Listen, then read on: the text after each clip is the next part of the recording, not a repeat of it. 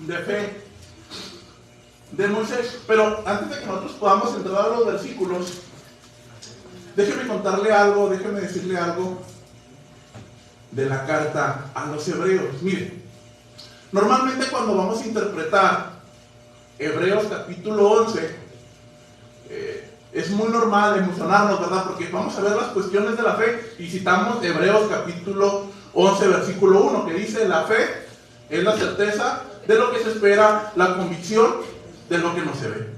Y pareciera ser que, ojo, no estoy diciendo que no, como en este ejemplo con Rigo, pareciera ser que la fe está ahí, ¿verdad? Pareciera ser que Hebreos capítulo 11 está ahí para animar nuestra vida, para estar levantando nuestra vida espiritual. Y ojo, permítame todavía recalcar, sí está para eso, pero nosotros tenemos que entender todo el consejo de Dios, específicamente en la carta a los hebreos, no solamente el capítulo 11, para que nosotros podamos entender ahora sí con más detenimiento, con más exactitud, el capítulo 11 de la carta a los hebreos. Dicho sea de paso, el capítulo 11 de la carta a los hebreos está después del capítulo 10.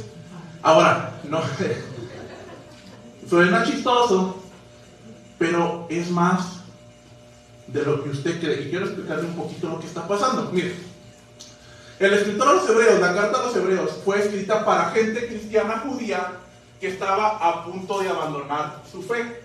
Estas personas estaban siendo perseguidos por creer en Cristo Jesús como su Mesías, estaban teniendo problemas familiares, incluso dice el capítulo 10 que los estaban metiendo a la cárcel, gente judía. Entonces el coeficiente o la situación que estaba pasando con los hebreos era de que estaban abandonando la fe o estaban volviendo al judaísmo. De ahí que la carta se llama la carta a los hebreos, porque específicamente está escrita para puras personas que eran hebreas y que querían volver nuevamente a la fe hebrea, a la fe de los judíos. Eso era lo que estaba pasando. Tenemos que entender eso para poder ver por qué el escritor a los hebreos nos habla del capítulo 11. Es por eso que el capítulo 1 hasta el capítulo 10 va a haber dos temas predominantes por toda la carta. Usted lo puede leer con más calma en su casa, pero se va a dar cuenta que hay dos temas que sobresalen sobre todos los demás temas. El primer tema que sobresale del capítulo 1 al capítulo 10 es el siguiente: Cristo es superior, escuchen bien esto, Cristo es superior al antiguo pacto o al Antiguo Testamento. Desde el capítulo 1 usted se va a topar con declaraciones como que Jesús es superior a los ángeles, Jesús es superior a los profetas, Jesús es superior a la ley, Jesús es superior a Moisés, Jesús es superior a Abraham, Jesús es superior a los sacerdotes, Jesús es superior al templo, Jesús es superior a todas las cosas. De modo que el escritor a los hebreos quiere mostrarles una y otra vez a esta gente que está vacilando con su fe de abandonar, de que la fe en Jesucristo es la fe verdadera, simplemente porque Jesús es superior a todo el antiguo pacto. Repito, dígase ángeles, dígase Moisés, dígase el templo, dígase cualquier cosa del antiguo pacto, Cristo es superior. Cristo, repito, es infinitamente superior. Eso por un lado. La carta por un lado pues muestra la supremacía y la superioridad de Cristo Jesús. Pero por otro lado la carta es una exhortación muy pastoral. El escritor a los hebreos, como tiene una cristología muy rica, una imagen de Cristo muy rica, también va a mostrar una exhortación no tan rica, en el sentido de que no es muy amena. De hecho, el escritor a los hebreos, y lo puede buscar también ahí en su casa, va a hablar de 5 exhortaciones. De hecho, nosotros no podemos interpretar la carta a los hebreos sin ver al Cristo superior y sin ver las 5 exhortaciones. El escritor a los hebreos, alrededor de toda la carta, va a mostrar 5 exhortaciones de por qué no debemos nosotros abandonar la fe. Y la última exhortación precisamente está en el capítulo 10, y les voy a invitar antes de que entremos en el versículo que vamos a estar meditando, en el capítulo 10, versículo 26 al 31. Vamos a ver una mirada de pájaro para ver la última de las 5 exhortaciones que el escritor a los hebreos va a hacer antes de entrar en las cuestiones de la fe.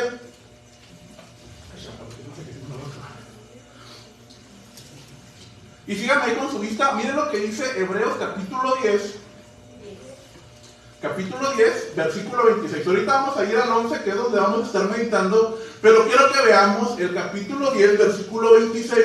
Ponga mucha atención a lo que el escritor a los hebreos va a decir acerca de la fe en Cristo Jesús. Capítulo 10, versículo 26. Si se fija, arriba de casi todas las Biblias trae un título, ¿verdad? Dice, advertencia al que peca deliberadamente. Mire lo que dice. Porque si pecaremos voluntariamente, después de haber recibido el conocimiento de la verdad, ya no queda más sacrificio por los pecados, sino, vea esta palabra, una horrenda expectación de juicio y de hervor de fuego que ha de devorar a los adversarios.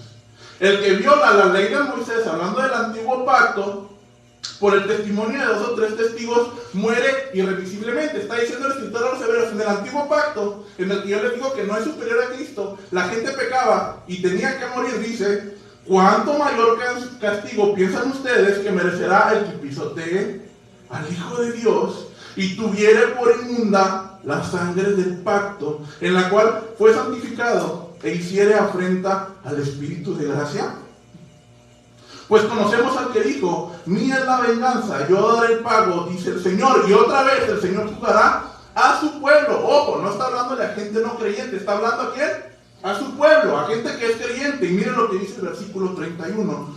Horrenda cosa es caer en manos del Dios vivo. Déjeme volver a repetir otra vez, versículo 31. Horrenda cosa es caer en manos de Dios vivo. Esto es lo que está antes de Hebreos capítulo 11. Una advertencia. Horrenda cosa es caer en manos del Dios vivo. No podemos, dice el escritor a los hebreos, estar pecando deliberadamente, estar pisoteando el sacrificio de Cristo, porque ¿sabe qué? A ti creyente que escuchas, horrenda cosa es caer en manos del Dios vivo. Ahora, ¿por qué es interesante y muy importante que mencionemos esto? Normalmente la cristiandad actual, ya hablo en general, se nos habla siempre de un Dios. Dios es amor, ¿verdad? Dios es amor, amor, amor, amor, y luego volteamos a otro lado y pareciera ser que va a haber algo contrario. Y nos encontramos que Dios es misericordia, misericordia, misericordia. Buscamos por otro lado y nos encontramos porque Dios es bondad, bondad, bondad. Y nos encontramos con un montón de atributos muy bonitos acerca de Dios. Pero dice el escritor a los hebreos, horrenda cosa es caer en manos del Dios vivo. Dios es santo, santo, santo. Dios es justo, Dios es veraz, Dios es verdadero. No se puede estar jugando con Él. No puede, dice el escritor a los hebreos, querer ser cristiano, estar jugando al cristiano y estar pecando. Porque en otra advertencia de la misma carta a los hebreos dice, horrenda cosa es que el hermano de Dios vivo. ¿Sabe por qué? Porque dice, porque Dios es un fuego consumidor. El escritor de los hebreos no solamente se va a dedicar a hablar de la fe, y ahorita vamos a entrar en eso, sino que también nos va a decir por qué es necesaria la fe, porque Dios es un fuego realmente consumidor. Déjame te hago una pregunta para que nos pongamos a pensar. Cuando tú fuiste salvo, cuando tú entregaste tu vida a Cristo Jesús como tu Señor, como tu Salvador, ¿de qué fuiste salvo? ¿Te has preguntado alguna vez eso? Tenemos la idea caricaturesca de que nosotros fuimos salvos del infierno, ¿verdad? Y que aquellas personas que no aceptan a Cristo van a ir al infierno y va a estar un diablo picándole la espalda, ¿verdad? Con un tridente. Tenemos la imagen caricaturesca de que nosotros fuimos salvos de un diablo rojo, ¿verdad? Que tiene cuernos y tiene pies de chivos. Pero te vuelvo a hacer la pregunta, ¿de qué fuiste salvo? ¿De qué? ¿Sabes qué dice la Biblia? Dios nos salva de Dios. La Biblia dice que todos aquellos que no acepten a Cristo, al final lo dice el Apocalipsis, lo pueden leer, capítulo 4, capítulo 5, capítulo 7, todos aquellos que no aceptan el sacrificio de Cristo como Salvador, son acreedores de la ira del Cordero de Dios. Alguien dice, no, es que en el infierno no está Dios. Déjame decirte algo, en el infierno sí está Dios. En el infierno está toda la ira de Dios. Todo el poder de la ira de Dios está en el infierno. Dios está en el infierno y Dios nos salva de Dios. Todos estamos enemestados, todos estamos en contra de Dios y Dios viene a hacer una obra a salvarnos de Dios. Esto es lo que tiene el escritor a los hebreos. Se fija antes, por eso les decía, capítulo 10 está antes del 11. Porque el escritor a los hebreos quiere que veamos primero sus advertencias para que podamos entrar al por qué es necesaria la fe. Ahora, aquí es donde se aplica para nosotros, capítulo 10, versículo 39. Después de la advertencia que lanza el escritor a los hebreos, dice el versículo 39. Pero nosotros, ¿qué dice? No somos de los que retroceden para esa perdición, sino de los que tienen ¿qué?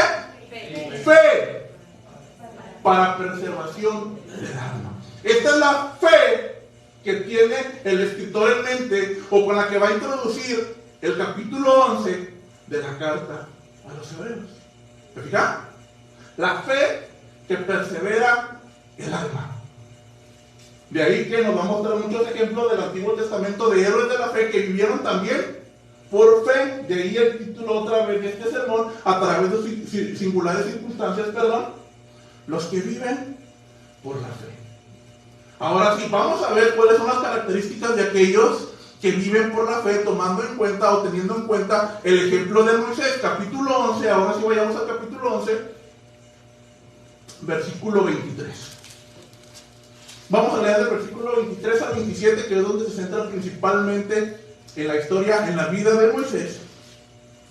Y mire lo que dice el texto. Por la fe Moisés, cuando nació, fue escondido por sus padres por 3 meses porque le vieron niño hermoso y no temieron el decreto del rey. Por la fe, Moisés, ya hecho grande, rehusó llamarse hijo de la hija del faraón, escogiendo antes ser maltratado con el pueblo de Dios que gozar los deleites temporales del pecado, teniendo por mayores riquezas el vituperio de Cristo que los tesoros de los egipcios, porque tenía puesta la mirada en el galardón. Por la fe dejó Egipto, no temiendo la ira del rey, porque se sostuvo como viendo al invisible. Déjenme orar para empezar. Señor Dios, gracias. Usted es bueno en gran manera. Gracias por la fe que nos da. Gracias porque esa fe persevera en nuestra alma. Nos lleva a la salvación que es en Cristo Jesús. Gracias, Señor, porque has sido bueno. Gracias, porque por esa fe es que nosotros hoy estamos aquí. Enséñanos, ayúdenos, a través del ejemplo de Moisés, a entender cómo es que viven los que viven por la fe. En Cristo Jesús, nuestro dulce Señor, pero también poderoso Salvador. Amén. Ya, los que viven por la fe. Los que viven por la fe, como les decía, versículo 39, perseveran el alma. Pero ahora, en el ejemplo de Moisés, o en la vida de Moisés, vamos a ver al menos tres implicaciones de los que viven por la fe. ¿Qué es lo que hacen? ¿Cuáles son las implicaciones de aquellos que viven por la fe? Y sin más, déjenme empezar con la primera implicación, y es que los que viven por la fe caminan, escuche bien esto, caminan en la voluntad de Dios. Versículo 23 del capítulo 11. Por la fe Moisés, cuando nació, fue escondido por sus padres por 3 meses, porque le vieron niño hermoso y no temieron la ira del rey. Y miren, déjenme empezar hablando acerca de la voluntad de Dios y de este ejemplo que tenemos en el versículo 23.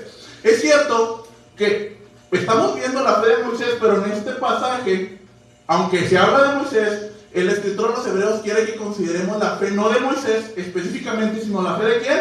De los padres de Moisés. ¿Y cómo es que esta fe de los padres de Moisés afectó la vida de Moisés y por ende la vida del pueblo de Israel? Para el escritor de los hebreos es importante puntualizar el aspecto fundamental de la fe de los padres de Moisés, ya que ellos habían hecho la voluntad de Dios únicamente, exclusivamente y específicamente por medio de la fe. Ahora, ¿cuándo es que esta fe fue actuada? El texto nos da el tiempo. Otra vez, versículo 23. Por la fe Moisés, ¿qué dice? Cuando nació. Un adjetivo de tiempo, ¿verdad? Nos está diciendo dónde es que se identifica la fe de los padres. Y la fe de los padres se identifica cuando Moisés nació. Y si usted recuerda, cuando Moisés nació estaba pasando algo muy peculiar. Resulta que el pueblo de Israel había estado viviendo en Egipto durante muchos años a causa del segundo al mando, que era José, ¿verdad? Pero José muere, de repente muere el faraón que estaba junto con José, y el texto dice que se levanta un faraón que no conocía a José. Se levanta un faraón totalmente diferente, y el pueblo de Israel, que no sabe quién, empieza a crecer. De repente son cientos, son miles, son cientos de miles. Incluso la Biblia por ahí de Deuteronomio dice que fueron casi 3 millones de personas. Entonces el faraón nuevo que no conocía a José, dice la escritura que dice, estas personas están creciendo demasiado, y si nos descuidamos, se van a levantar en armas, nos van a matar, se van a juntar con un aliado, nos van a matar. Lo mejor es que hay que empezar a desaparecerlos. Entonces el rey hizo un decreto. Cuando nació Moisés, ¿en qué consistía este decreto? En que todos los niños varones, que son los que cuando crecen tienen fuerza, cuando nacieran fueran finados, muertos. Y es ahí donde nos ubica la fe de los padres de Moisés. Y mire, vamos al versículo 23. Por la fe Moisés, cuando nació, ya vimos lo que estaba haciendo cuando nació, pero dice, fue escondido por sus padres por 3 meses, porque le vieron niño hermoso. Ahora, déjame explicarle algo acerca del texto. No es que nació y lo vieron y dijeron, ay, mira qué bonito está este muchachito, mira, tiene ojo azul. No es lo que tiene en mente el texto. De hecho, la palabra que se usa ahí para hablar de vieron es una palabra que quiere decir que cuando lo vieron, como que discernieron, como que entendieron algo diferente. Es lo que tiene en mente. Digamos de otra forma, el texto diría que cuando lo vieron, entendieron que Moisés, no digo que no era hermoso, pero entendieron que Moisés era un personaje diferente. De alguna forma, él tenía alguna situación que se tenía que observar más a fondo. Pongo un apartado ahí en su Biblia y lo voy a invitar a que vayamos a Hechos capítulo 7. Pongo ahí un apartado, regresamos ahí un poquito a Hechos capítulo 7 y vamos a ir al discurso. Vamos a ir al discurso de Esteban. Esteban también está hablando un poco acerca de Moisés. Y nos va a hablar de lo que vieron los padres acerca de Moisés. Y miren lo que dice ahí el capítulo 7, versículo 20.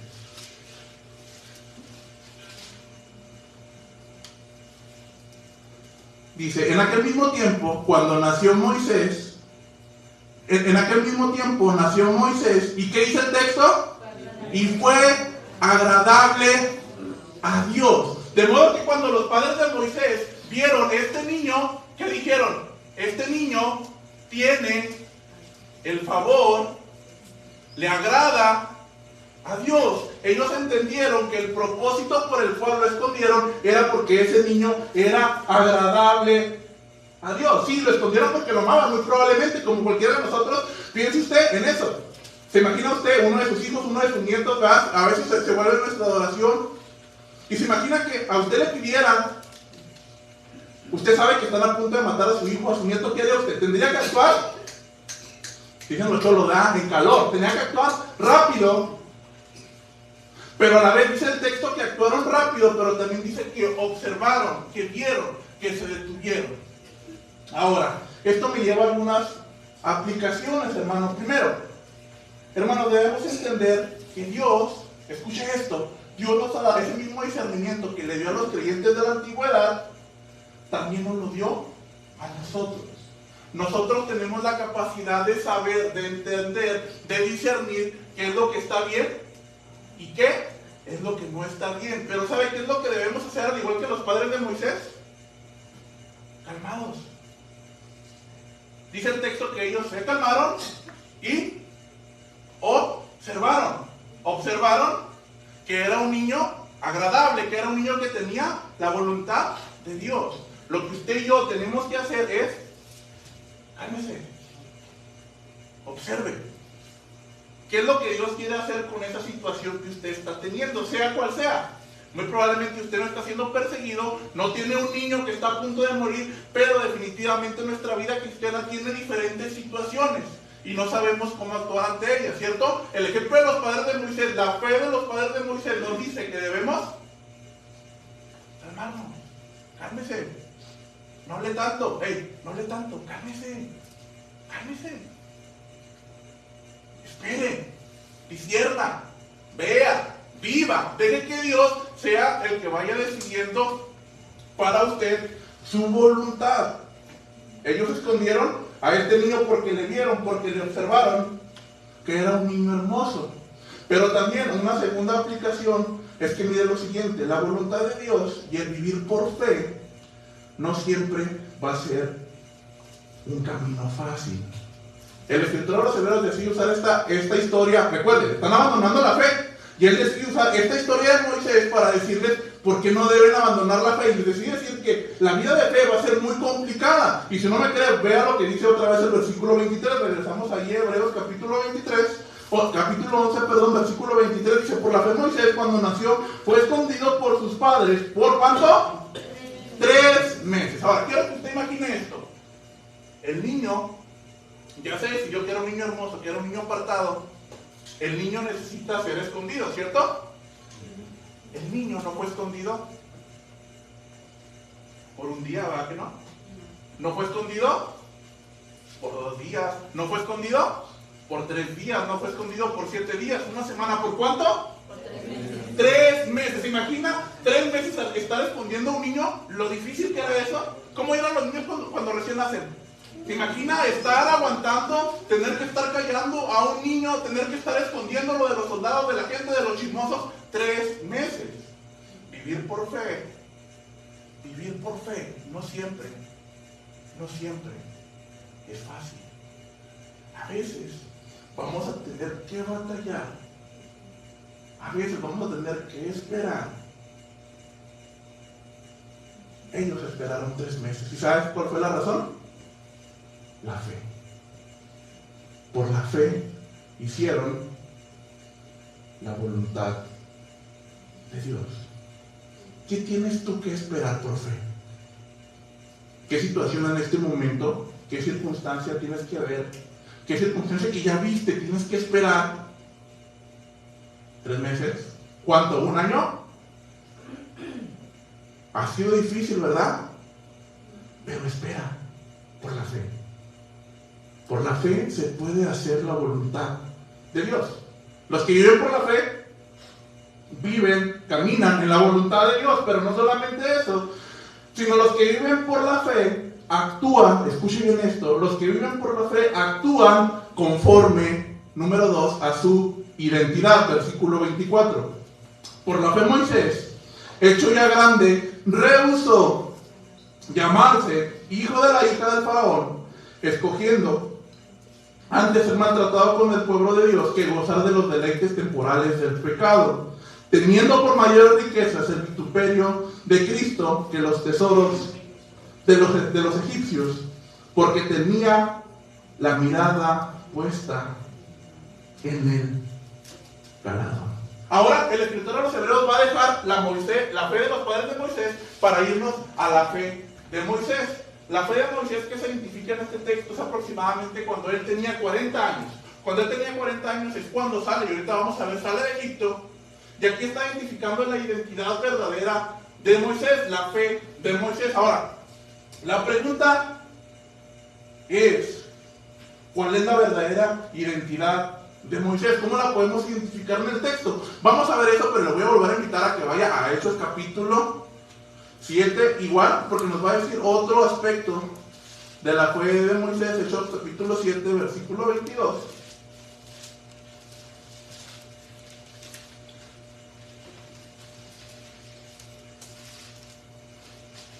Y miren lo que dice el texto acerca de la vida, de la enseñanza de Moisés. Y fue enseñado a Moisés en toda la sabiduría de los egipcios, y era ¿qué? Poderoso en sus palabras y obras. Regresamos al capítulo 11, y mire, déjeme decirle esto. Moisés tenía una identidad. Dice el versículo 24 que él era llamado hijo de la hija del faraón.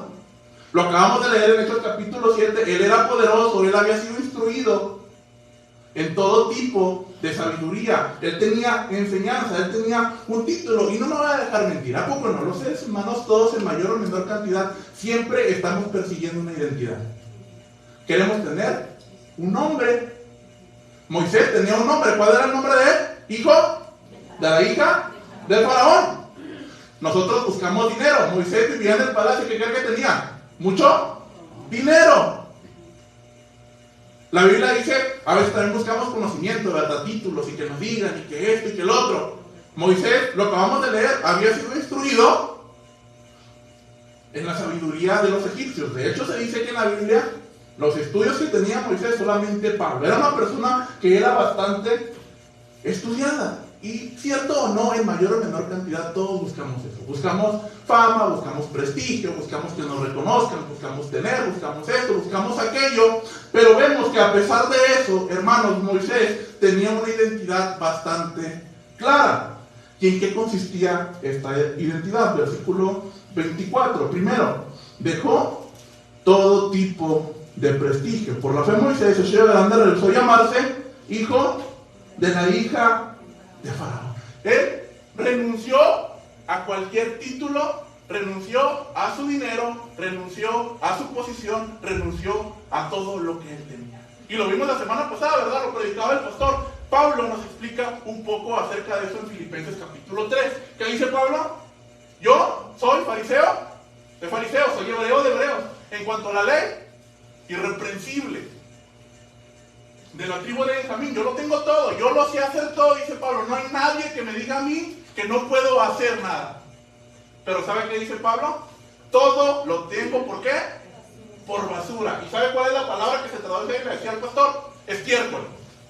Y la idea que tiene Pablo es la siguiente: mi fe, mi conocimiento de Cristo es suficiente para una vida verdadera. Si yo intento añadirle algo más, conocimiento, título, dinero, es como popó, es como basura. Yo no le puedo adornar nada.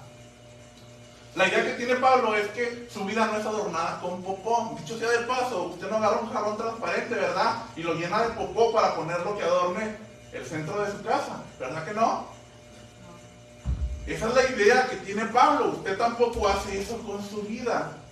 No hay título, no hay situación, no hay nada que valga. Jesús es suficiente. Ahora, no me malentienda, no estoy diciendo que Dios está peleado con que usted tenga, con que usted estudie, con que usted trabaje, no. Pero en el ejemplo de Moisés, él entendía las motivaciones, los anhelos y el llamado de Dios. Porque ciertamente no me va a dejar mentir. Uno sabe de qué pata cojea, ¿verdad? Uno a veces, aunque ya es cristiano, uno a veces quiere dinero, ¿verdad? Y quiere vivir más, y quiere más zapatos, y quiere más tenis, y quiere más ropa, y quiere un carro mejor, y quiere un celular mejor. Y pareciera ser que esos anhelos, que no son malos en sí, ojo, en sí mismo no son malos, pero se empiezan a apoderar de la vida del creyente de tal forma que en la cabeza final se hace un engrudo. Él había entendido y había dejado todo tipo de prestigio. Pero no solamente eso. Seguimos leyendo versículo 25. También él escogió lo correcto. ¿Y qué fue lo que escogió? Dice, escogiendo antes ser maltratado con el pueblo de Dios que gozar los deleites temporales del pecado. Y otra vez, recordamos. Recuerde que esta carta, lo vimos en el capítulo 10, está escrita para gente que está queriendo abandonar la fe. ¿Le ha pasado? Que de repente usted quiere abandonar la fe. Yo creo que a más de uno nos ha pasado, ¿verdad? Nos pasa constantemente. Los problemas son muchos, las situaciones son muchas, la flojera es mucha y simplemente ya no queremos venir a la iglesia. Y es lo que les estaba pasando a los hebreos. Por eso les dice que Moisés decidió padecer con el pueblo de Dios. Vaya ahí al capítulo 10 otra vez para que vean lo que les estaba pasando. Y es por eso que el escritor de los hebreos recuerda esta historia de Moisés por lo que estaban pasando. Capítulo 10, versículo 32. Dice, pero traigan a la memoria los días pasados, en los cuales después de haber sido iluminados, ustedes tuvieron gran combate de padecimientos. Por una parte, ciertamente con muchos vituperios, con muchas luchas y tribulaciones, fueron hechos espectáculo Y por otra, llegaron a ser compañeros de los que estaban en una situación semejante, porque de los presos también se compadecieron, y el despojo de vuestros bienes sufrieron con gozo, sabiendo que tenéis en vosotros una mejor y perdurable herencia en los cielos. Recuerde usted algo, la fe verdadera que nosotros profesamos está llamada a acompañar a nuestro hermano y a nuestra hermana. Hermano, sí, nos reímos con el que se ríe, ¿verdad? Y todo el día y nos reímos, pero debemos tener la capacidad, ¿sabe qué también? De llorar con los que lloran, de consolar al que es o al que necesita tener consolación. Debemos de ser capaces de padecer con aquel que está padeciendo. Y el escritor a los hebreos sabe que ellos necesitan esto, les trae el recuerdo, la fe de Moisés y les dice, ustedes necesitan saber esto. Nosotros necesitamos saber eso. ¿Sabe por qué? Aunque somos cristianos, tendemos a ser muy egoístas. No nos gusta estar, compadecer, vivir junto con los demás. Nos gusta vivir por nosotros, ver por nosotros. Pero no nos gusta acompañar y estar con los demás. Y ese es un llamado que también la vida cristiana debe tener. Pero mire lo que escogió. No solamente el texto dice que escogió padecer con el pueblo. Mire lo que dice. Escogiendo antes ser maltratado con el pueblo de Dios. Y luego dice que gozar los deleites temporales del pecado. Y mira, déjame decirle, estaba estudiando un poco este texto y estaba viendo cómo se escribió en el original. ¿Y sabe qué es lo que dice en el original? Dice algo más o menos así. La traducción no alcanza a tener toda la fuerza, pero dice algo así. Dice algo más o menos así. Escogiendo antes ser maltratado con el pueblo de Dios, que gozar la gozadera temporal del pecado. El texto dice que el pecado es gozar la gozadera, es como un goce por mucho, es lo que está diciendo el texto, que el pecado realmente trae gozo. Y aquí tenemos dos cuestiones, hermano, una verdad en dos bandas que creo que necesitamos aprender. La primera es que, hermanos, el pecado es realmente atractivo. El pecado es muy gozoso. El que me diga que el pecado no es atractivo, me está mintiendo. El pecado tiene mucha atracción. El pecado realmente gusta. Es una verdad que el escritor a los hebreos nos está diciendo aquí. El pecado es algo muy atractivo. Se goza la gozadera. Sí, no sé por qué se me vino a la mente, pero se goza la gozadera. Y esa es una realidad del pecado. ¿Sabe que yo tengo un amigo, un muy buen amigo? Él estudió conmigo en el seminario. Bueno, es una pareja. Y ellos vienen de Honduras, hermanos. Ellos tienen 4 o 5 años aquí en Ciudad Juárez. Y ahorita están sirviendo aquí en Juárez. Ellos conocen nada más Juárez. Ahorita están sirviendo en una iglesia. Y recuerdo que hace un año unos hermanos, pues los vieron, ¿verdad? Que estaban batallando y todo esto. Y los invitaron a vacacionar. Y se los llevaron a Mazatlán. No sé por qué a Mazatlán, pero se los llevaron a Mazatlán. Y dijeron, vénganse para que conozcan las playas de México, para que conozcan Mazatlán. Y mi amigo, que es de Honduras, vino muy emocionado, se llama Quique, le digo Quique, fíjate que fuimos a Mazatlán, y fíjate que fuimos para allá, y nos subimos a esto, y vimos esto, y nos subimos, y volamos, y del paracaídas, y venía muy emocionado. Pero ¿sabe que nos reíamos y me llamó mucho la atención?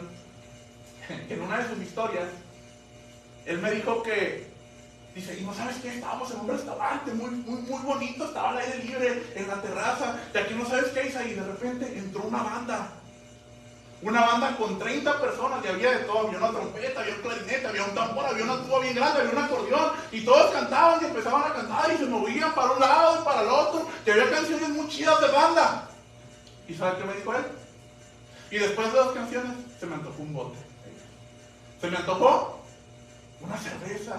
Dice, escuchar la banda, lo único que produjo en mí, él me decía riendo, es que de verdad tenía muchas ganas de tomar. Dice, nomás una, pero tenía ganas de tomar una cerveza. y nos reíamos. Pero ¿sabe qué? Ilustran perfectamente la verdad de las tentaciones del pecado. Imagínense él, que es de Honduras, que no conoce la fuerza que tiene la música de banda en nuestro país. Ahora imagínense uno que creció con ese tipo de cosas. Él quería una cerveza, uno iba a querer 6, ¿verdad? Y eso es lo que pasa. A veces el pecado es tan atractivo. El pecado verdaderamente es atractivo. ¿Cómo no va a ser atractivo ver lo que no queremos ver? ¿Cómo va a ser atractivo agarrar lo que no es de nosotros? Es muy atractivo. ¿Por qué? Porque de por sí el ser humano, cuando le dices que no, el ser humano que dice sí. ¿Por qué? Porque me dijiste que no. Para mí es un sí. Y lo voy a hacer. ¿Por qué? Porque otra vez el pecado es muy atractivo. Pero miren lo que sigue diciendo el texto. Aunque el pecado es atractivo, dice el versículo 25, que gozar los deleites temporales del pecado. Es cierto, el pecado es muy atractivo, pero ¿sabe qué? El pecado y su deleite es temporal. ¿Dura? Nada. ¿Te vas a sentir bien en el momento? Muy probablemente sí. Pero ¿sabes qué? ¿Qué te va a pasar? Y la culpa va a venir. Y las consecuencias van a venir. Es por eso que con el pecado no se juega. Moisés prefirió sufrir, estar con el pueblo de Dios, que estar pecando. Espero, y de verdad espero, que nosotros prefiramos estar con el pueblo de Dios en sus múltiples facetas, llámese culto, llámese reunión, llámese cualquier circunstancia, que antes de estar haciendo cualquier cosa que sea pecado. El pecado tiene un deleite, pero es temporal, es efímero, es como el humo, se va, se espuma. ¿Sabe cómo es? Como un chocolate. Mire, usted agarra un chocolate de esos así, grandotes, y se lo pone en su boca. ¿Cuánto tarda en que se deshaga? Y empieza, ¿verdad? Y más si tiene relleno, si tiene más chocolate, ¿verdad? 15 segundos, 30 segundos.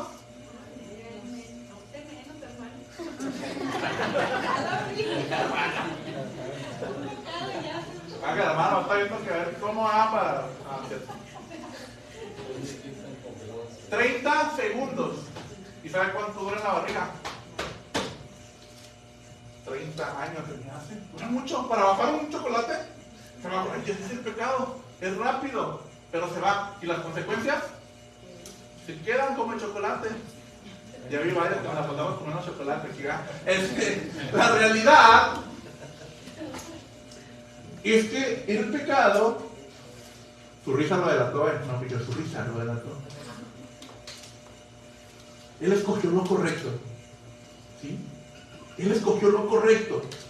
Dejó el pecado de un lado y escogió el vituperio de Cristo. Pero también él, número 3, dentro del número 2, rechazó los tesoros de este mundo. Versículo 26, teniendo por mayores riquezas el vituperio de Cristo que los tesoros de los egipcios, porque tenía la mirada puesta en el ganado.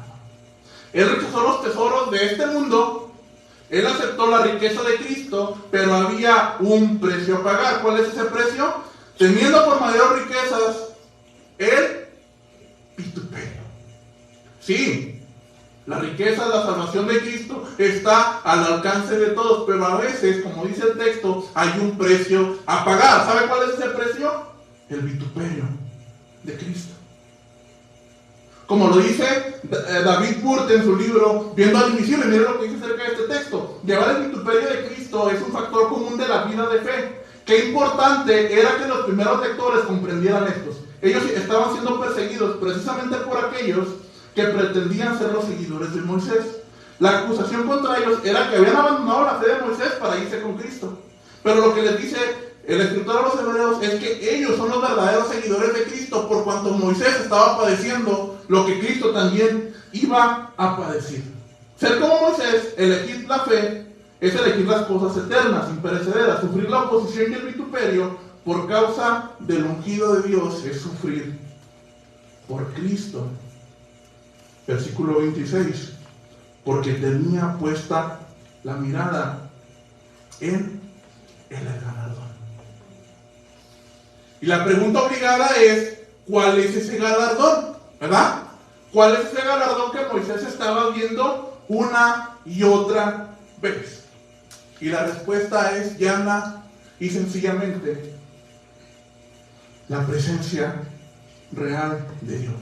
Y aquí mire, Cristo, escuche bien esto y grábetelo bien, Cristo es el galardón que los cristianos estamos persiguiendo una y otra vez. Cristo es el galardón que nosotros vemos. Y mira, a veces cantamos, ¿verdad? Que queremos ver las calles de oro, que queremos ver el mar de cristal, que queremos la vida eterna. A mí qué me importa, escúchame esto, a mí qué me importa las calles de oro, a mí qué me importa el mar de cristal si no está Cristo. A mí no me importa el cielo, no es cielo porque está muy bonito, porque allá hay cosas que nadie ojo. No, el cielo es cielo, ¿sabes por qué? Porque ahí está Cristo. Si tú estás persiguiendo las calles de oro, el mar de cristal, si tú estás persiguiendo algo muy bonito, déjame decirte algo, no has entendido el galardón de Cristo. Porque Cristo es el supremo deleite. Cristo es el verdadero galardón.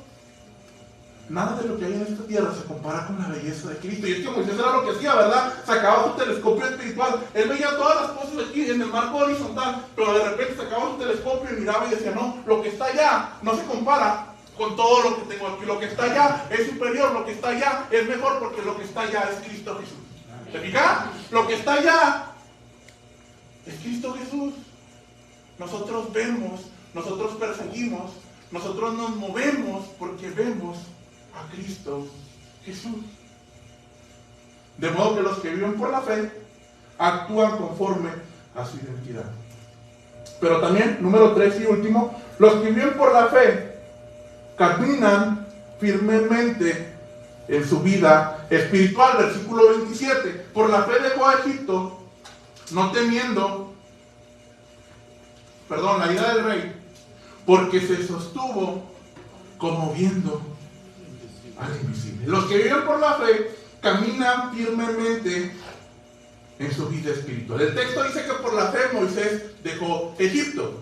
Y hay muchas discusiones sobre cuándo es que esto ocurre. Algunos dicen que es cuando ya sale con todo el pueblo, pero según el orden que lleva el escritor de los Hebreos, él se está refiriendo cuando él mata al egipcio. Recuerdan que él se enoja porque están golpeando a alguno de sus hijos y decide, de sus hermanos, y decide salir de la presencia del faraón porque lo querían matar. Ese es el evento que está aquí. Recuerden que el rey se estaba enojando, el faraón se había enojado, y el versículo 27 dice que él dejó Egipto no temiendo la ira del rey, porque se sostuvo como viendo al invisible.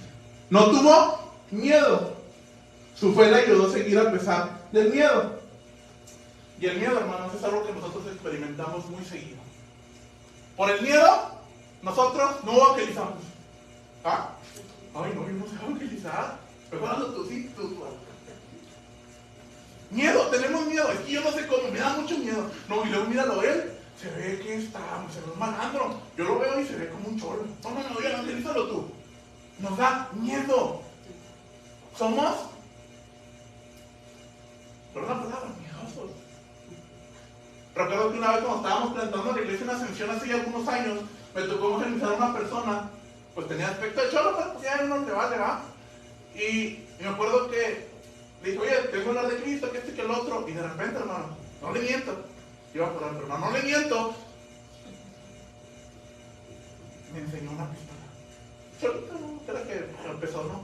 Me dijo, ¿sabías que yo en este preciso momento te puedo matar? Y no sé de dónde saqué valor, se lo prometo porque no.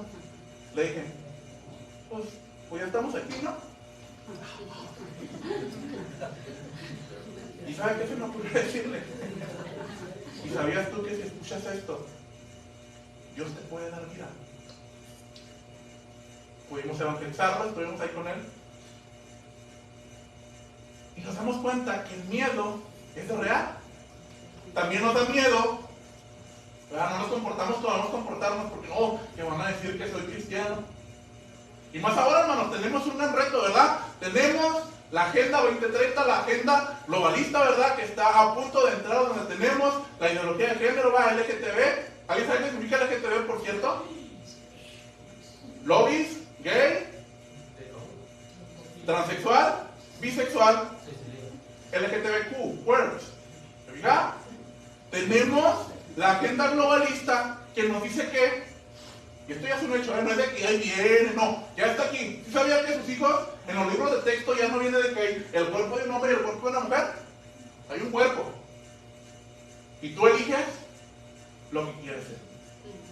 ¿Usted sabía que ya no se dice, si yo soy una mujer, pues yo tengo vagina, yo tengo senos, si yo soy un hombre, pues yo tengo ciertas hormonas, yo tengo pene, yo tengo testículos? Ahora no, ya no vale eso. Todos somos uno. Y uno somos todos. ¿Y sabe cuál es la unidad de medición para saber eso, que todos somos uno? El manifiesto contrasexual, cuando pueda leerlo, de Beatriz Sánchez, dice que ahora todos nos identificamos por medio del ano.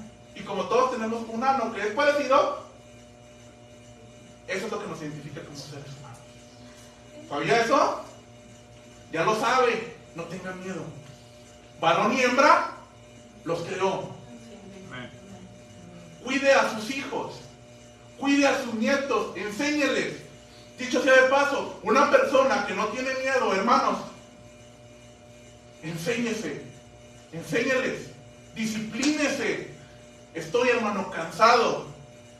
Estoy cansado de que los cristianos seamos pasados por ignorantes. No tengan miedo, lea, infórmese. ¿Sabe qué está pasando con la Agenda 2030? ¿Sabe las implicaciones? ¿Sabe las cuestiones del aborto? ¿Sabe las cuestiones del feminismo? La primera, la segunda, la tercera. ¿Sabía que vamos en la cuarta ola? ¿Usted sabía eso? No tener miedo es también informarse. ¿Sí? No tener miedo es informar a los demás. El miedo paraliza. ¿Y sabe qué? La iglesia está paralizada. Deje el miedo. Vámonos, movilicémonos. La fe verdadera nos moviliza. Dejemos el miedo de un lado. Ahora, lo que el texto dice es que Moisés se sostuvo porque veía al invisible. Él no lo veía, pero él sabía que estaba ahí. Porque él sabía quién y cómo es que era Dios. La paradoja más grande del mundo, ¿verdad? Ver lo que no se ve. La paradoja más grande de todo el mundo, ver lo que no se ve. Pero Dios, aunque no se ve, eso es cierto, Él ha decidido revelarse. ¿Y sabe dónde? Aquí. Aquí está lo que usted y yo debemos saber para sostener nuestra vida espiritual. Dicho sea de paso, la vida espiritual, hermanos, lo que dice el texto y lo dice otra parte de las escrituras, la vida espiritual no se sostiene orando 25 horas al día. La oración no se hizo para eso. ¿Sabe qué es lo que sostiene su vida espiritual? ¿Quién es Dios? ¿Qué conozco yo de Dios? ¿Qué sé yo de su fidelidad? ¿Qué sé yo de su poder? ¿Qué sé de su amor? Porque ¿sabe qué? Cuando está pasando situaciones apremiantes y muy duras, ¿sabe qué es lo único que lo puede sostener? 27 horas de oración, ¿no? ¿Sabe qué? Entender que yo tengo un Dios fiel. Entender que yo tengo un Dios poderoso. Entender que yo tengo un Dios que resucita a los muertos. De hecho, si usted se fija en la carta a los Hebreos, todo el capítulo 11, todos los personajes, que es algo que también está ahí, usted necesita ver, viven por fe, pero porque viven esperanzados en algo del carácter de Dios. Mire, si no me cree, vamos allá al capítulo 11 y vea cómo cada uno de los personajes entiende algo acerca de Dios. Y le voy a dar algunos ejemplos, nada más. Capítulo 11, versículo 3, dice: por la fe entendemos haber sido constituido el universo por la palabra de Dios. Tenemos un Dios que es creador, un Dios que es capaz de crear de la nada. Capítulo 6, versículo 11, pero sin fe es imposible agradar a Dios, porque es necesario que el que se acerca a Dios crea que le hay, que es galardonador de los que le buscan. Ellos entendían que Dios era capaz de galardonar, de dar algo cuando tú le buscabas. Capítulo 11, versículo 11, miren lo que dice: Por la fe también, la misma Sara siendo ustedes recibió fuerza para concebir y dio a luz, aún fuera del tiempo de la edad, porque creyó que ¿qué? Que Dios era fiel.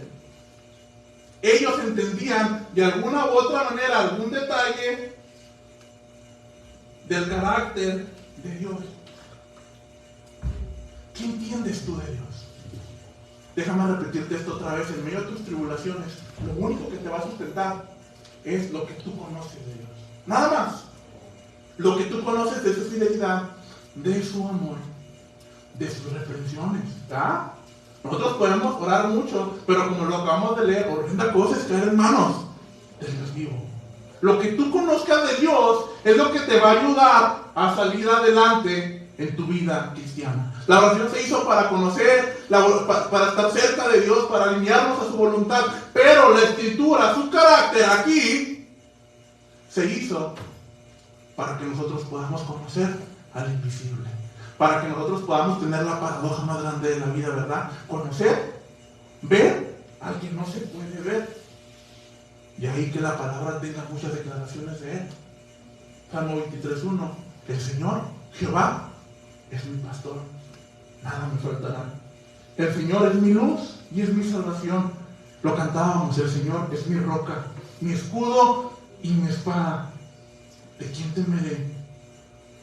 He aquí el Cordero de Dios que quita el pecado del mundo. Yo soy el camino, yo soy la verdad, yo soy la vida. El bienaventurado y solo soberano, Rey de reyes y Señor de señores. El alfa y el omega, el principio y el fin. Ese es el invisible. La pregunta es, ¿qué vas a hacer tú? ¿Vas a mirar al invisible? ¿O vas a ver lo que está aquí visible? Si realmente vives por la fe, es hora de mirar al invisible. Y déjame terminar con esta historia. Juan Puñal fue un escritor, escribió el Progreso del Peregrino, el segundo libro de más ventas después de la Biblia, a lo largo de la historia. Y la historia que cuenta que cuando él iba a morir, estaba en su lecho de muerte, estaba en la cama, él dijo las siguientes palabras: he vivido mi vida, toda mi vida, por fe. Por fe, solamente por fe. Pero ahora que estoy a punto de morir, ya no voy a vivir por fe. Voy a vivir por vista. Voy a ver a la cabeza que fue coronada de espinas por mí. Voy a ver a las manos y a los pies que fueron crucificados, que fueron clavados por mí. Voy a ver a la cara que fue escupida por mí. He vivido por vista, por fe toda mi vida, pero ahora voy a vivir por vista. Vivir por fe, para un día ya no más vivir por fe. Esa es la verdadera fe. Esperar y saber que un día le vamos a ver. De ahí que el escritor de los Hebreos, capítulo 12, nos hace una exhortación final, ¿verdad?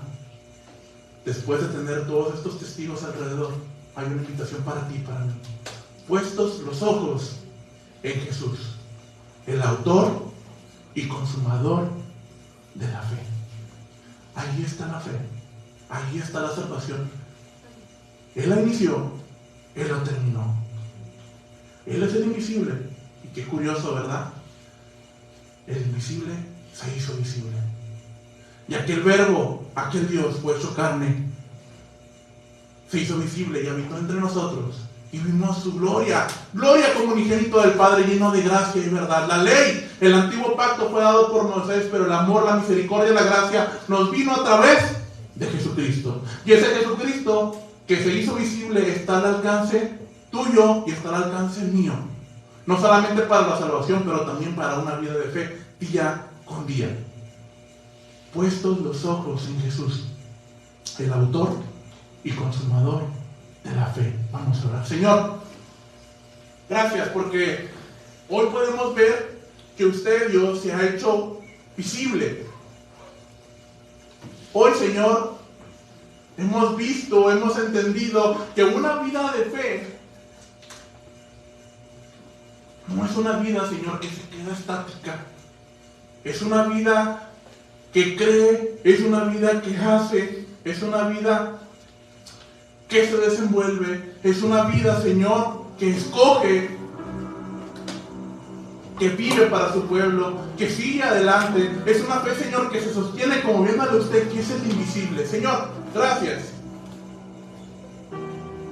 Hoy queremos contemplarle, hoy queremos tomar los ejemplos de fe, el ejemplo de fe de Moisés. Señor, perdónanos.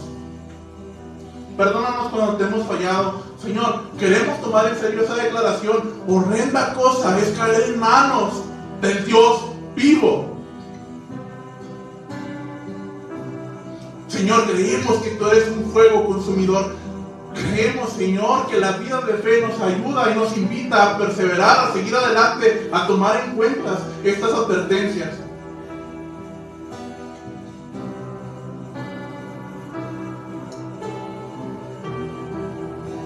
Gracias, Señor. Me gustaría hacer primero una invitación a los creyentes. ¿Has escuchado las advertencias? No me advertencia, no me palabra, lo que dice la carta a los hebreos. Horrenda cosa es caer en manos de Dios vivo. ¿Has escuchado que Dios es fuego consumidor? Y sabes que muy probablemente después de esto, del ejemplo de la fe, te has dado cuenta de que tu vida de fe no ha sido la que Dios espera. Es el momento de ponerte a cuentas a Dios. Porque déjame repetirte, Dios es fuego consumidor. Horrenda cosa es caer en manos de Dios vivo. Si este es tu caso, el perdón, la fe, la perseverancia, el Dios Todopoderoso está a tu disposición. Y ahora quiero dirigirme a ti que no conoces a Jesús. Si aquí hay alguien que no conoce a Jesús, también has escuchado esas advertencias. Dios es fuego consumidor. Has sabido que la fe verdadera es aquella que mira lo invisible, lo imposible en Cristo. Has escuchado que todos hemos estado apartados de Dios, que necesitamos ser salvos de Dios, que todos necesitamos de Dios verdaderamente. Pregunta: ¿tú ya ves al invisible? ¿Ya lo has visto? Si no es así, el altar también está disponible para ti. El invisible se hizo visible y murió públicamente por ti. Y lo que Él quiere y lo que Él exige es una profesión de fe pública.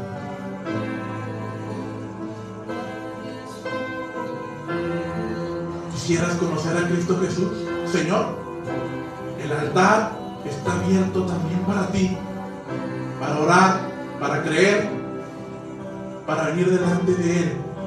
¿Habrá alguien? Señor, gracias. Gracias porque usted es bueno en gran manera. Hoy queremos contemplarle. Hoy queremos vivirle. Gracias por el ejemplo de fe de Moisés. En Cristo Jesús, nuestro Señor y también nuestro Salvador, pedimos estas cosas confiando en el poder de su palabra. Gracias, Dios. Por su Hijo Jesús oramos. Amén y amén.